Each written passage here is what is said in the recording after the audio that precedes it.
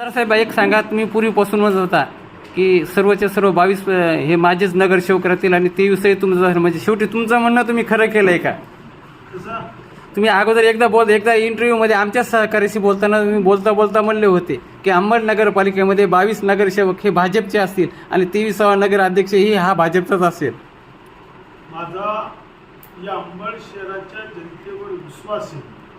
विकासाला, विचाराला आणि संघटनेला मत देणारी लोक, जो काम करीन, जो गेल्या 10 वर्षात नाही झाला तो माझ्या काळात जो विकास झाला शहराच्या दृष्टीने.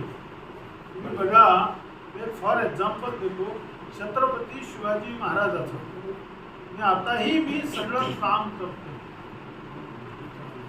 काम करण्याची पद्धत, रस्ते असेल, पाणी असेल, हा विषय मार्गी लावणारा माणूस. लोकांना माझ्यावर विश्वास आहे. मित्रपक्ष आमचेच आहे, त्याच्या बाबतीत शंका नाही. मी तर एवढं सांगेल, 22 पैकी 22 येऊ बी शकतात, त्याच्यात काही शंका मान नका. पण हे आज नाही सांगायचं तुम्हाला, मी 3 तारखेला सांगेल. 2ला मतदान होईल, 3ला जेव्हा काउंटिंग होईल तेव्हा तुम्ही मला आठवण करून द्याल. अशी नाही, तुम्ही एक वेळेस बोलले होते म्हणून तिची चर्चा प्रसार माध्यमातून अख्खा जालना जिल्ह्यात चालली. तो प्रश्न 3ला ठेवा, चालेल. एवढा विश्वासाने सांगतो मी तुम्हाला.